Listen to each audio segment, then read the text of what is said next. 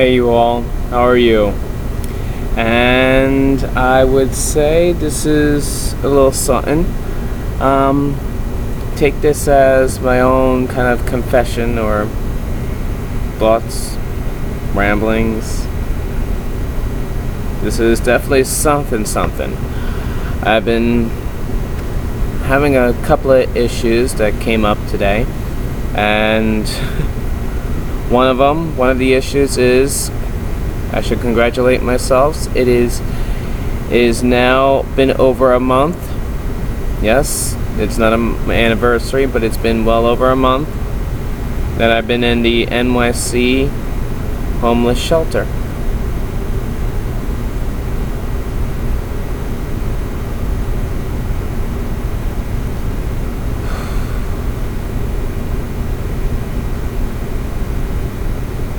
I found myself, someone gave me a little bit of money, and I ended up, doing what I had to do with it. But I had some chump change left, and I ended up getting myself a beer. Yes. I ended up getting a beer. Coors. $1.79, 40. Yeah.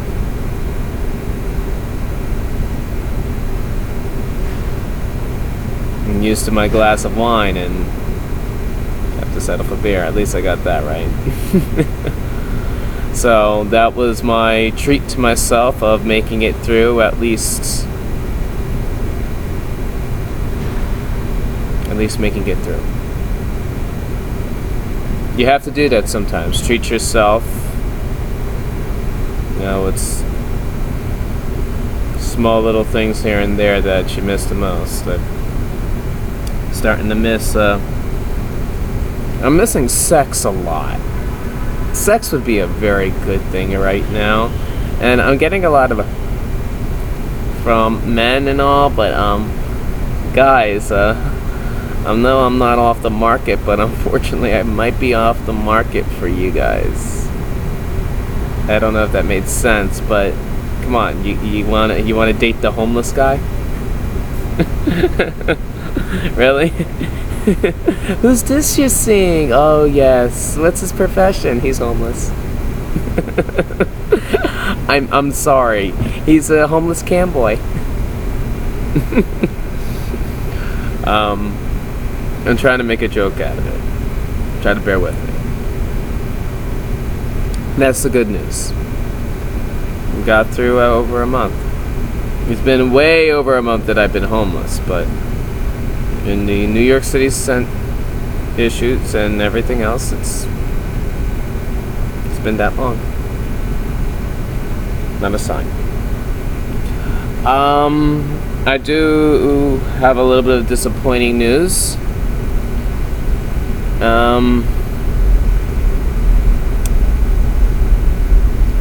I got diagnosed borderline personality again. And when you listen to the story, you're going to see how this deals with this system as well. But I went to this organization called FEGS, F-E-G-S. It is a part of the NYC.gov organization. They are helping each other in the lines of, as for employment services, they do their own medical as well. Now, I'll probably put the website up and have a little bit more information about this. This is just an overall of just me venting. Because of the situation that transpired, I believe I should at least get this out while it's fresh. When I went to FEGS, I had to go to FEGS because it's part of the NYC.gov. Now, actually it's part of the DHS, which is part of NYC.gov. And that is the website government, in which also has to do with the homelessness, and also it has to do with FEGS. Now, FEGS is in cahoots with DHS. My apologies, I was wrong about that. Division of Homeless Services. Now, the thing is, FEGS does its own medical assessment, physical and mental. So you have to go through their assessment, And in order to go through this assessment, this is for you to actually get your public assistance, your cash benefits. You can get your food stamps, you can get your Medicaid. But if you plan on getting all three, you have to show that you're working or try to search for work. So they go through this program called FEGS, or organization called FEGS, which the program is called We Care. Now, I'm hoping I said that correctly, and if anyone's not following, you can do the research right on the website, and I'll have the information up there for everybody to see. Now, the program We Care finds employment, and what they do is they also make you go through, as I said beforehand, the medical assessment through mental and physical. Yeah, I'm not crazy about going through a psychiatric evaluation. I'm not crazy that I had to go through 4 or 5 psychiatric evaluations. Why? Because they always have to give you a label. It's like a cop pulling you over and he has nothing on you, so he has to give you something. Yeah. If a cop pulls you over, he has to get you for something. I mean, he can brush it off and say, have a nice day, but he has to get you for something. At least that's what it was in New Jersey. He will get you for something. At least when I came by cops. Probably they just had it out for me, or maybe I should have gotten that taillight fixed. Anyway. Same thing here. If you go through an organization that makes you go through a psychological evaluation, then you're going to have a little problem. Because they're going to slap a label on you. They slap a label on you, you're going to be pissed. Because you're going to be a statistic. You're going to be either bipolar, or you're going to be borderline, or you're going to be one of those diagnoses in which they're going to pop pills into you. Or at least maybe. With FEGS, I went through this medical assessment. In 10 minutes of my evaluation was done. And in 10 minutes, this guy already knew to put me as borderline personality disorder. Now, I'm not complaining about what it is, because we'll come to the next part about this. Making money. And here's the basics of it. We know that actually FEGS has to make money. We know that the government needs to make money, and also so does drug companies. Now, this is just the basics. This is just in my standard. Everybody else has their own reasoning behind it, but I just want to show you how stupid this is. I was diagnosed borderline personality disorder in order for me to come into this organization. I had complex post-traumatic stress disorder. In 2012, it was recognized in the DSM. In 2013, it was not. If you look in the definition of complex post-traumatic stress disorder in Wikipedia, it was taken out. And it's not recognized by the American Psychiatric Association as well. Not a sign. No sign either. It's just, when you have something like that, that actually is serious. And I guess because it was so, now it's kind of uncommon. Maybe it's not. But I find it funny that actually, okay, we're going to push it away. We're just going to get rid of it. So now people can't make money off it because it's not looked at as a disorder anymore. Yes. It's not looked at as a disorder anymore, so you can't make money off a disorder that doesn't exist. And since my disorder doesn't exist, I have to go back to the old disorder that I had, which was the borderline personality disorder.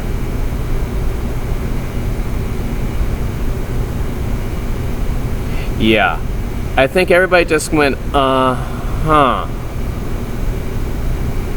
But this happens all the time. That's what I'm trying to say. And FEGS can't be fully responsible except for that one doctor who just said, okay, we're just going to have to go with what he was diagnosed with before that. And that was the borderline. Just for safe bets. And we'll just give him something. And that kind of bothers me in a way. Because number one, now my diagnosis doesn't exist. But number two, now I have to take on a diagnosis that I was already cleared for before that. And now some other organization now is calling me back to, was it borderline personality? It's just, it's one of those stupid cycles that you're just like, really? Do you know how many diagnoses I already have? Or had at the time? We're going into double digits of organizations giving me diagnoses. Or diagnoses, I'm sorry. But sooner or later you have to blow the whistle on it. And I'm sorry, stop. Stop with the bullshit. Look at bipolar 2.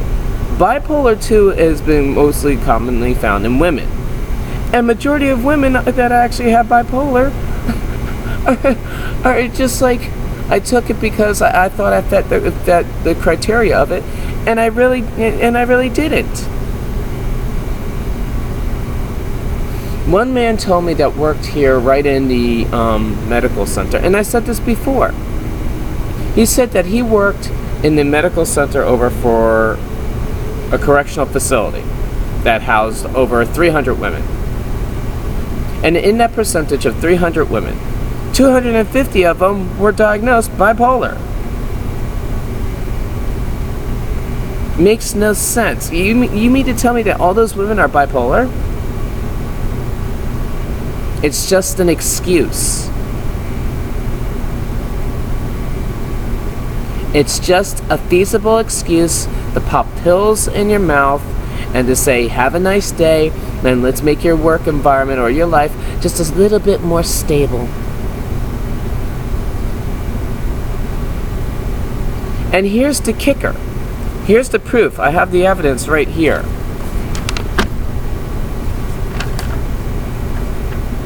The reason why FEGS made me go through this medical assessment to tell me that actually what I need to do, and I need to work on this, is that in my work situation, and they're going to help me look for it, we're going to look for a work environment that has low stress.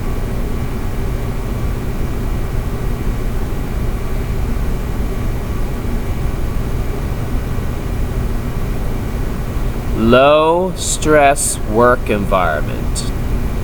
I want everybody to say this together now. Low stress work environment. If there was a such thing, we wouldn't call it work. That is by far the dumbest thing I've heard.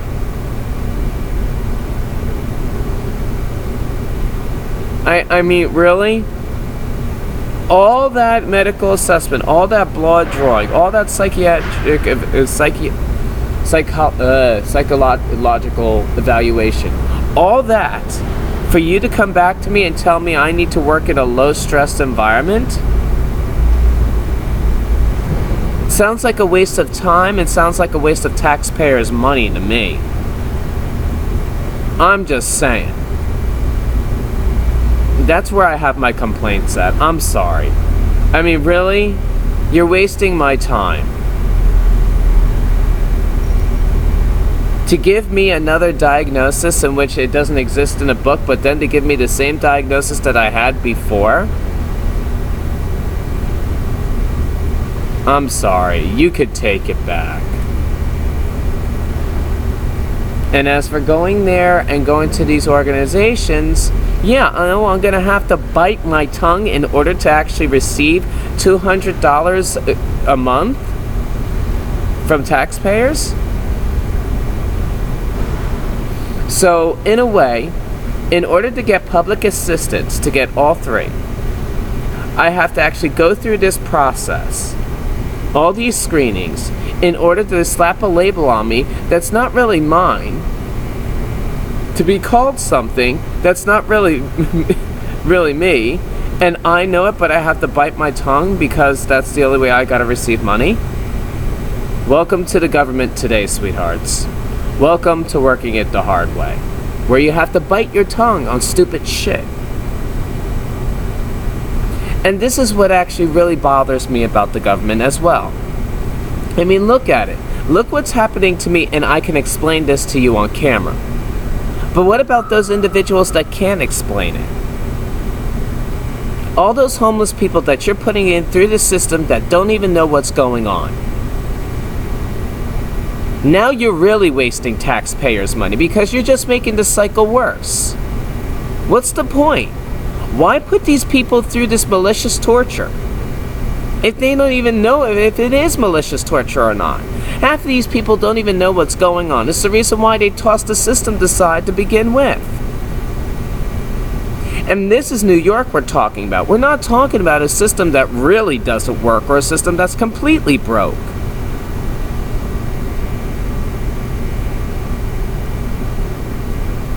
Now here's another thing that I don't see, speaking of the homeless. We have all these things as for food for the homeless, those that are clothes that are needy for those that are needy needy families. I like that. I like seeing that. But today I saw for the first time, and I've always been saying this, and I finally saw for the first time, what about educating the homeless?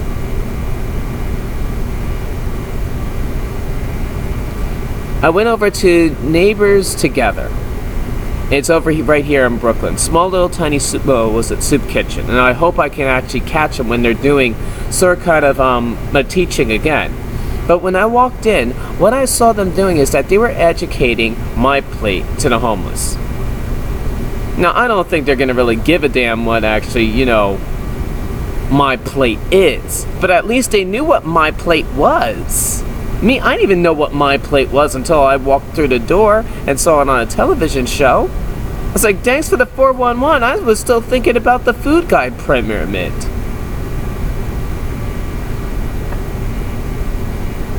But that's what I'm saying. They were educating the homeless. They were educating those people that were in lower settings. Now, let me point out that actually we should be doing this not in just one small little arena, but in a vast amount of arenas. If you're going to give away food, and if you're going to give away clothing, you might as well also give away textbooks. Try to teach them something. Don't tell them, be like, here's a book to read. Maybe they need to be taught how to read. Did you ever think about that? And you know what? Saying it like that, maybe that will help out somebody else, or maybe one or two or three individuals from sleeping outside on the streets and actually coming into a system that may be beneficial for them.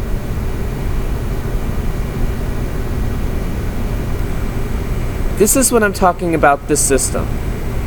I went to a system that actually was completely bewildering. New Jersey's system was a little bit harder, depending what county you lived in, not a sign. Florida is atrocious. It's horrible. What are you thinking? But that's the way it is. I'm here in New York City working it the hard way, and I'm finding its little bumps, but I expected bumps like these. I already knew these bumps were coming along. It's a little disheartening, but you get to see where the problems are. And I'm glad I'm doing this kind of show in which I could tell and talk about what's going on here. What are the true issues that really need to be re-examined in such a way, in such a general point. You have so many people that will say, "Oh, it's bad here. There's no reason. It's horrible." No, it's actually really not that bad. This is actually a 5-star hotel.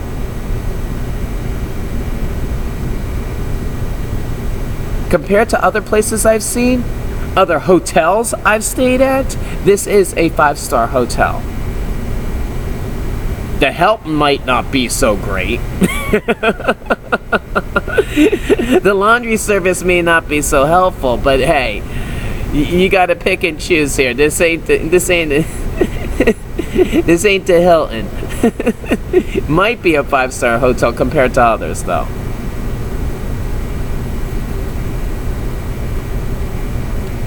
But I guess that there's a lot here.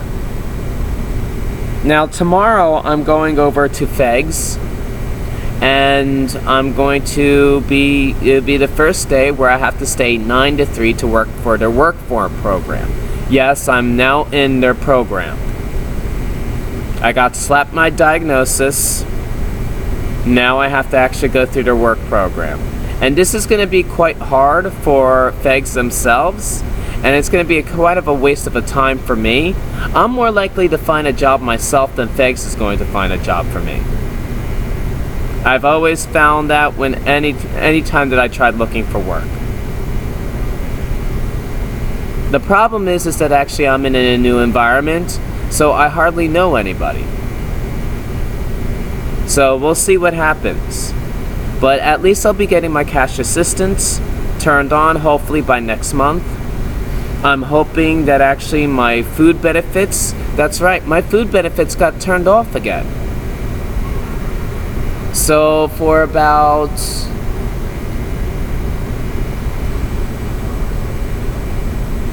three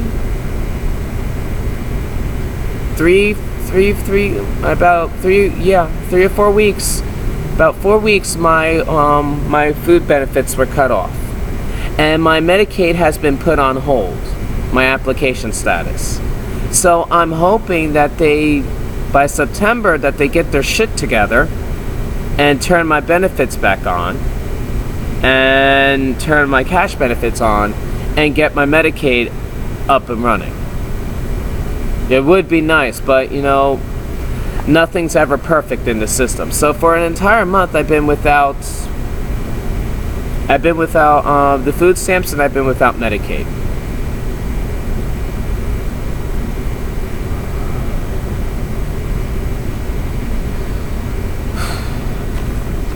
So tomorrow will be the day that I go to Fegs. First day, I'll be doing a 9 to 3 shift, doing computer questionnaires and all this other stuff. I have to find a good soup kitchen in the area. I did find one good soup kitchen, and I'm hoping I could upload what it looks like. I'm planning on going there tomorrow as well. I can't remember the church's name, but I'll upload it so you guys get a good look at it. Nice Episcopalian church. Very nice. Not a sign. But I'll also try to do is I'll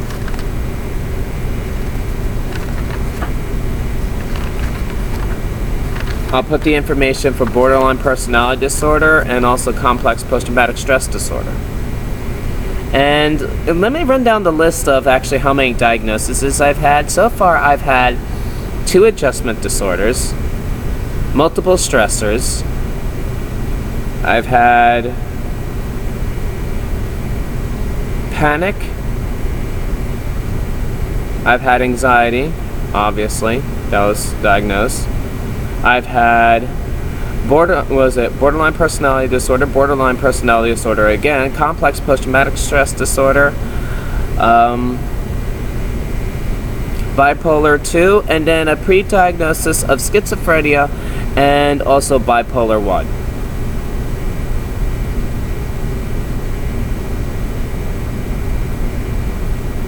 Gee, with all these labels, do you think that actually I'd be stressed enough as it is by doctors and nurses and anything that has to do with the medical field? Why? Because it's easier to slap a label on it and say, yeah, that's it, and then go. Cha-ching, there's the bill. Or who do we bill? And I think a lot of people are going to be able to agree with this video and be able to understand it and relate to it a little bit. Because my situation is just a small situation that actually is completely in general. This is me just being in general of what I'm going through. I can't imagine when I start going through and researching the material. Thank you, Bellevue. Great. I can't wait to get that. I can't wait to get those hospital documents. Great. Great. Great. Anyway. To be continued, fellas and ladies. To be continued. I hope you guys understand what I'm saying, and I'm just reflecting out there. And I'm hoping that actually you're not going through the same. And if you are, I hope this has awakened you just a bit. I hope you feel that actually you get a better idea of what I'm going through and what you may have to go through. And also, don't be afraid to question the diagnosis.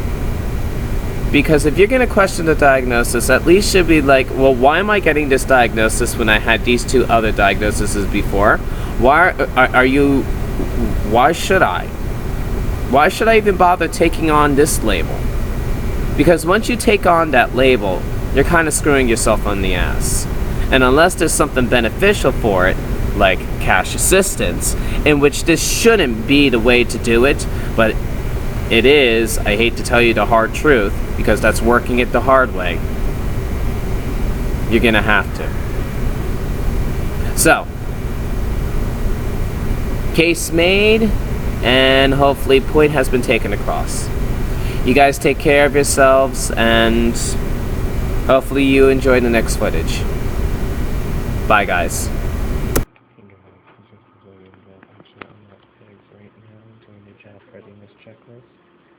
And also being assisted in the program.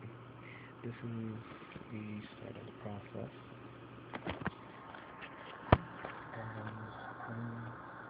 I'm going to go about a computer.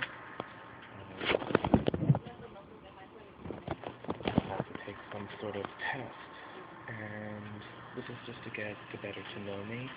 This process will be rather lengthy. I'm going to be here from 9 to 3. Obviously, I'm going to need a break. But this is the process that you go through. This is the first day, and we'll see what happens. I'll tell you a little bit more brief description of what's going on. As you can see, I'm in the computer room.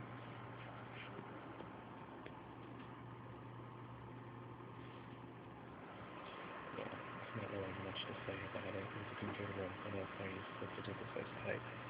But I'm going to be taking their test, their little exam, so they can get to know me, and we'll see what happens from there. Until then, guys, take care of yourself.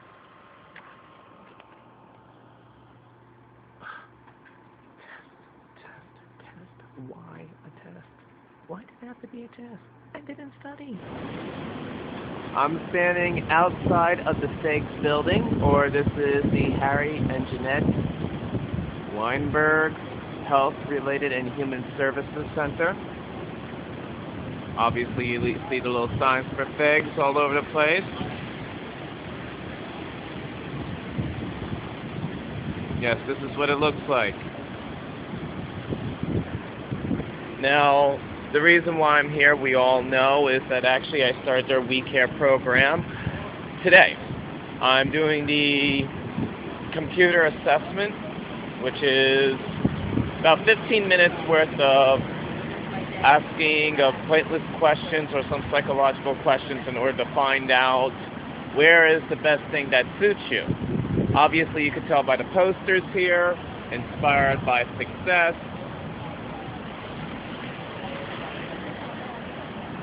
Now, I don't know much about FEGS. I just know that it's another organization in which I had to actually go through a process of NYC.gov, the DHS system. You have to go through some sort of organization. Here you go, some more posters of it. Now, it hasn't been hard. You know, you sit at a computer. It's kind of like kind of like taking the test at motor vehicles for your license or your learner's permit. You just sit at the computer and pretty much you just take the test. Some of them are logical questions. Others are really, in my opinion, dim-witted questions. An example would be if train A is going 5 miles per hour and train D is going 15 miles per hour and train B is going 2 miles per hour and train A is going 17 miles per hour, what is the approximate timing if we gave you this formula in order to, yeah, it's one of those questions that you don't want to bother. They want to test your intelligence and see whereabouts they can place you. The placement test, as they would say. I'm going through it. I took the test. I'm okay with it. Afterwards, they give you another test, and this is more of a handwritten test. Now, the handwritten material, I really don't want to go through the handwritten material. I was never a test person to begin with. Now, it looks like I'm being tested again. Are you smarter than a 5th grader in this part? No, I'm not. But I'm starting to feel like one. So, it's part of the program, it's part of the process. Is it harmful? Is it a nuisance? It's part of the process. But this is part of working it the hard way. You either get in and you do the programs or you don't. And you stay where you are. And I'm not planning on staying where I'm at. But in order to go through this process, as I said beforehand, in order to get public assistance, in order to get that, you have to go through this process in which the DHS and also social services has said you must go through. You want a little bit of help, you want some government assistance, this is what you have to go through. You have to at least look like you're looking for a job. And hey, I have no problem with that. My main issue is, as I said beforehand, giving me a diagnosis that, truthfully, I feel doesn't suit me. I feel that my mental, what I go through mentally, and what you believe towards what I believe is something that it should not be done by, I hate to say it, another organization. I understand the medical assessment. I just don't believe they should be handing out the diagnoses like they're, I'm sorry. I just don't believe that actually you should be handing out medical diagnoses, period. My feeling. You do a psychological intake, you see if you're sane and sound. That's it. There should be no reason why you should be giving in diagnoses. I feel like that's going a little step and beyond. If I want you to know, if I want an organization to know my personal problems, then I'll air out my dirty laundry. Oh, wait a minute, I already did that. But this is what I'm saying. The issue here is that actually this is not the first, nor the second, nor the third, nor the fourth, nor the fifth, nor the sixth, nor the seventh, nor the eighth, nor the ninth, nor the 10th. We're going on number 13. So another organization gave the same diagnosis that was done before, and the reason why they did that, and it looks bad on their part, is that complex post-traumatic stress disorder now doesn't exist, at least towards the American Psychiatric Association, and also it is not accounted for the DSM number 5. Complex post-traumatic stress disorder does not exist anymore. But back in 2012, it did. And now you can't make money on a diagnosis, so unfortunately, organizations like this have to find something in order to, I guess, what can you say? What is the term that you would say? And that's kind of bad for any kind of organization. Because now you're giving out another diagnosis that is actually the wrong diagnosis to somebody that really, I hate to say it, doesn't deserve it.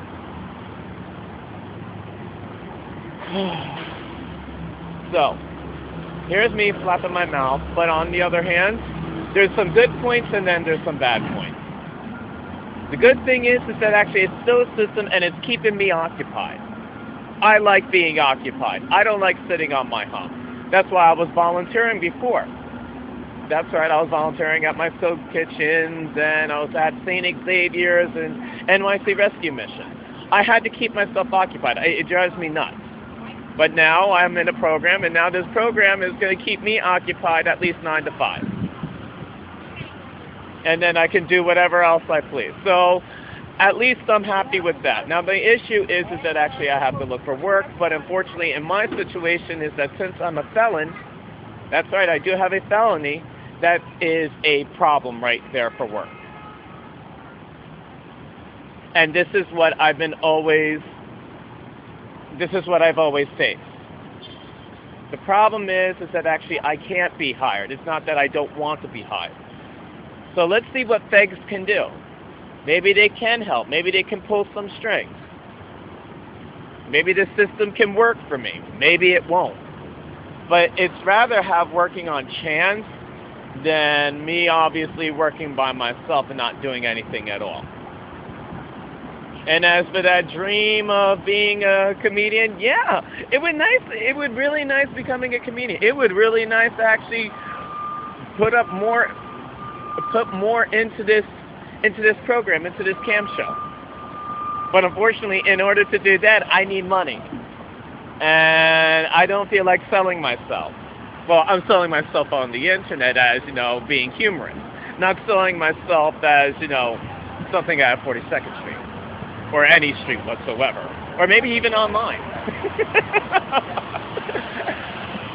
So here we are.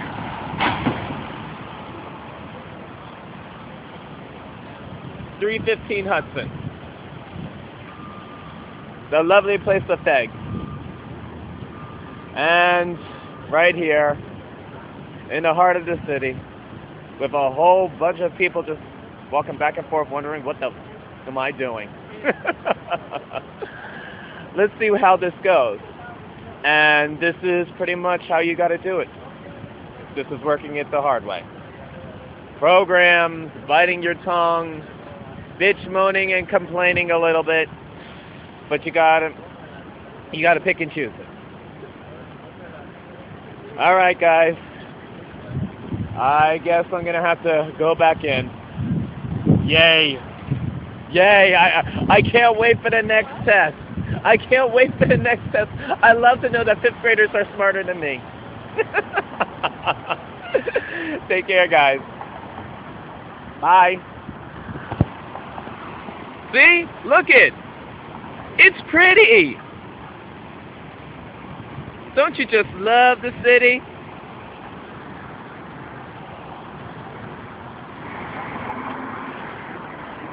Hello guys, how are you? It might be a bit bright out. I don't know, I am standing in the sunlight. Let's see how am I coming out. Am I coming out well? Am I coming out well? I don't know, I can't see. Anyway, I'm taking this kind of whatever it is because I just got out of FEGS for the first time. And tell you the truth, it was exactly how it was back in New Jersey. The workforce, the whole entire process of it. Again, like I said, the only thing we can do is hope. Worst case scenario, they decline me and toss me back out on my behind for some reason or another. We all know that I had to take a diagnosis that actually wasn't true in order to get in, or to at least be able to be stamped and labeled again. Now, so this is the process that most people don't understand, and by the time this video goes up, maybe others will get an understanding and stop shaking their head. It's no time to start shaking your head. Now we're getting into the nitty-gritty. Now we're getting into the stuff that actually needs to be shown. The truth now comes out, how it is in the system. And I love being theatrical about it because that's exactly how I want to go about this. Now this cam show is going into a direction which actually is now realistic. There is a reality to it. It might be my reality, but it is a reality. I don't see anybody else doing the same thing as me. And with that actually process of it, it's it's it's not such a big deal. It's actually to educate and make people understand and also be aware of it. What goes on when you actually go into the system? How do you go about it? How do you get mixed up? What happens when you do get mixed up? There's a lot of key factors that go into this. And how do you play the system and know when to get out of it? Because that's the hardest thing about actually being in the system, is when to get out of it. That's why you have to work it the hard way. And I've been doing this for a while. You know what? It's quite astounding that actually nobody else has actually even thought about doing a show like this. Yeah. I'm sorry if I was the first to at least try to develop it. I'm sorry that it evolved into something like this. If it bothers people, my apologies. It's not like it was supposed to be that way. But I'm tired of being on the system. I'm tired of using other taxpayers' money in order to benefit myself and get stabilized. It's bullshit. And no more of it. I'm tired! And you should be too. Until then, and otherwise, to the next actually clip. Till then, bye guys. Check out that street! Hey, look at me. I'm standing in front of a mirror. Mirror, mirror on the wall. Who's the most screwed up one of them all? Right now, I'm in a private restroom for men. And no, this is not how I'm going to be working it the hard way. The only hard way. And this is not the place to start a career. Yeah. All right, my porn days are over. What I'm trying to point out here is that actually right now I'm in the restroom or stall area of another kitchen that actually offers a soup kitchen, a lunch, from 12:30 to 1:30. Now, this kitchen specifically needs a little bit more funding in certain areas, but you take what you can get at. Now, I'm just going to walk the perimeter or the area and show what kind of people, and you could tell which ones are getting the money and which ones, could use a little bit of money and a little bit more of a helping hand from their community at large. Now, this one is on 87th Street, and I have to say the church itself is doing rather well in staying up there. But then again, like I said, it's offering a soup kitchen. It's offering, you take with what you can get. And the guy that's operating it and helping out and doing what he can to keep it afloat is doing the best that he can and gets the information down, jots down your name if you're a first timer, and just gets a feel for you to make sure that actually, you ain't some psycho. They got a feel for me. They understood my situation and how to assess it. And let's just go take a look and browse around of what it looks like, and then from there we'll get a little bit more information outside, or I'll walk with you guys and I'll show you. Now, just going to take a look at the area. This is their music room.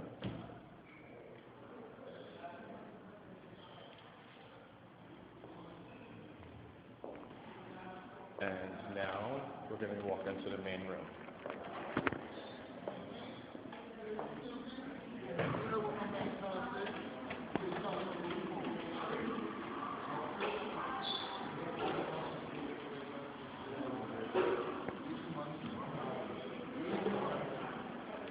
See, each church has its own little tiny, or it could be, like St. Xavier. St. Xavier's tends in the masses, but just on specifically one day. This soup kitchen offers it every day, Monday through Friday, a nice lunch. I got mixed vegetables, some potatoes that are cut up into French fries, and a burger. And you know what? That's fine. That's enough to sustain you. And that information in itself, that food, that giving, that at least you're able to at least feed yourself during the lunchtime, is beneficial. Now, there's other places along the area that are in Manhattan, but I'm grateful to know that at least there's something here. As long as there's something here and there's people that are helping us or helping those in need, better off actually taking that. Now, I found this information on nyc.gov. You can go on there, go into a search, and then put in soup kitchens. And it tells you 311. You click on 311 information, and you do the 311 information, it takes you to a link where all the information on every soup kitchen in the area, giving you from 1 to 5 or 1 to 10, and then keeps on either going up north or going down south. Now, that's actually pretty good information to know, because the only thing I had to do was take my computer, type in soup kitchens in the search bar of nyc.gov, and the thing came up. I clicked on 311 information, food pantries, and soup kitchens, and went down the list. And there is a generate list right there, up to date, of telling you what soup kitchens are in what areas, at what specific times, what days, and if they're pantries or soup kitchens, giving you specific times as well. You might have to take a little bit of time to sort it out, but in the long run, it's beneficial. Anyway, this place here, it's not loud, it's not noisy, but it's a small little place where, you know what? You need the meal, you can come here. And like I said, it's on 87th Street. Let me make sure that I have the correct paperwork. Unfortunately, I don't have the paperwork on me. And no, I do not. Look at that. See, I'm all messed up here. I don't have anything together. The address to this place is 264 West 87th Street. And it's called The Other Place. It's right at a church, but you have to go downstairs. That's 264 West 87th Street. You guys need a food, or you're dying of food, or you need something for lunch, 12:30 to 1:30 Monday through Friday. Best place to go if you need food. Anyway, take care, you guys. And to the next video.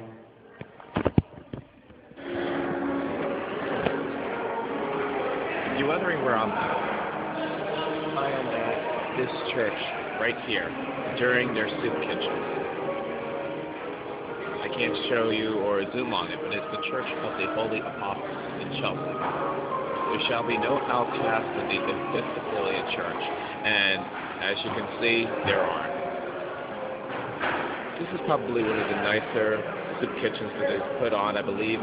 Put on for 4 or 5 days, Monday through Friday. This is during the lunch hour, open from 10 to 12:30.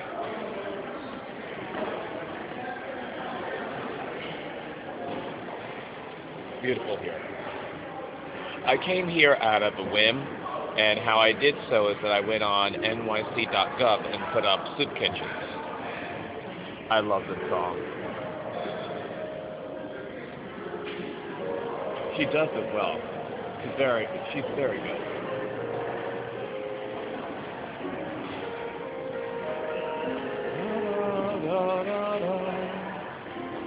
Anyway.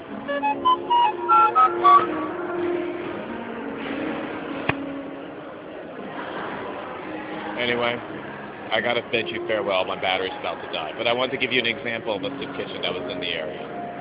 Hope all is well with you guys. And hopefully I could do with this footage. Bye, guys.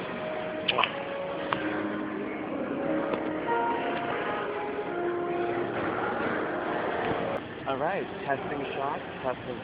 How are you guys doing? I'm recording from St. Xavier's over by Union Square. I believe it's, if I'm correct, around 15th. And this is the second time that I'm volunteering here. The first time I came to volunteer was for their soup kitchen, which houses many people on every Sunday. And we're talking about soup kitchens that are massive. The soup kitchen starts, I believe, at 12 o'clock and it goes on till 3, or it goes from, I'm sorry, my apologies, no, it's 11 to 2 o'clock. Either which way. The timing is around that area, and it is one of the most largest facilities that actually I've been to. I have to say I'm astounded by how many volunteers come here to work and to give their all. Everybody is appreciated here, no matter what their contribution is. But today I'm not here to do soup kitchen, which is from small tasks of napkin paper rolling with utensils to cutting bread to serving out food to almost anything. But the task that I'm here for today is to help sort out clothes. And I'm looking forward to it. Truthfully, I am. I wonder what they have for their drive, which the clothing department is a little different. Obviously, they get clothes in by the mass. And then they have to shift through the clothes. So every first and third Sunday, you're shifting through clothes, starting at, I believe, 9 o'clock a.m. Then, on every second and fourth Sunday, they have like their little clothing drive, in which you help out, give out those clothes. And I'm looking forward to it. I mean, come on. I'm homeless, I'm living in a shelter, and yet I'm still helping out. A little weird there, don't you think? Yeah, I'm weird like that. I've always been volunteering. I mean, if you remember, I was doing the food service for Community Food Bank of New Jersey. I've also volunteered at the Pride Center. I was volunteering ever since I was 13 years old, when my first volunteering experience was at the Veterans Home over in Menlo Park, working with those that suffer from Alzheimer's, not old-timers, Alzheimer's disease, and then part of the special needs unit.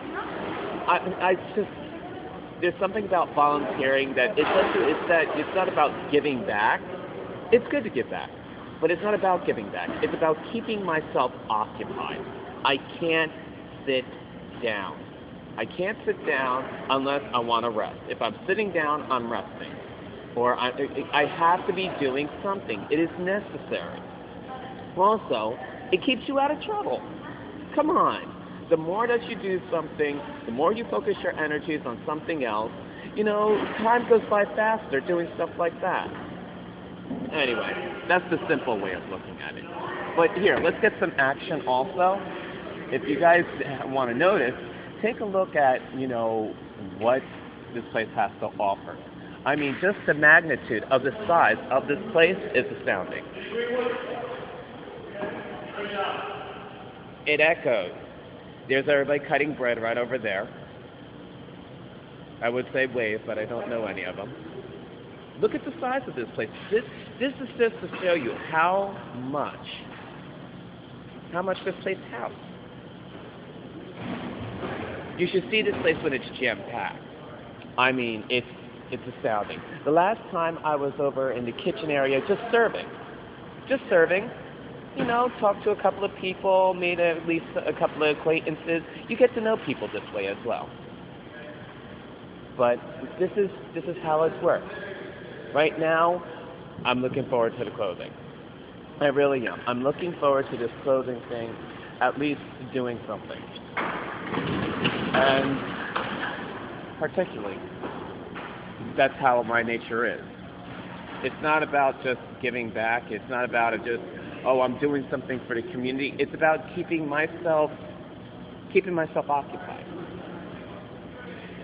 And to tell you the truth, when I walk out of the building, at least I have that feeling that I just did something, and it wasn't, in benefit for everybody else, in which it was, but it was also a benefit for myself as well. Everybody wins with this, not just myself. Anyway, enough of me babbling and I'll see if I can get some more video on what the soup kitchen looks like when actually it's jam-packed with people and what they're serving today. I don't know what they're serving today. It could be, I think it's barbecue chicken or roasted chicken, in which the chicken is fabulous. Fabulous. It is. I tasted it the last time I was here. It's fantastic. It really is. But also, let's get into it on how the clothing room is. and what jobs and tasks are performed for that as well. I mean, you can do this at any organization, any church, anything that has a volunteer open opportunity. There is something called, New York Cares, in which sets you with appointments, in which I'll put up on the website, that shows you where you can actually it doesn't show you, it pinpoints you to volunteering opportunities, to animal rescue, to churches, to soup kitchens, to whatever. So it's up to you whether you want to do it. Anyway, let me stop babbling like I said before, because you know me, I'll go a mile a minute. You take care, guys, and see ya. See? Look at that. It's huge. I just want to show an example of the clothes that actually are being sold and what is actually what we're doing.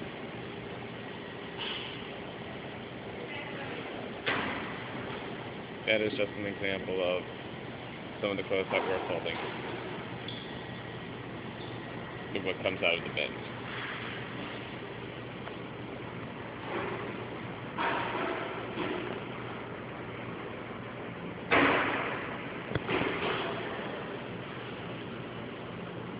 You got your own radio show?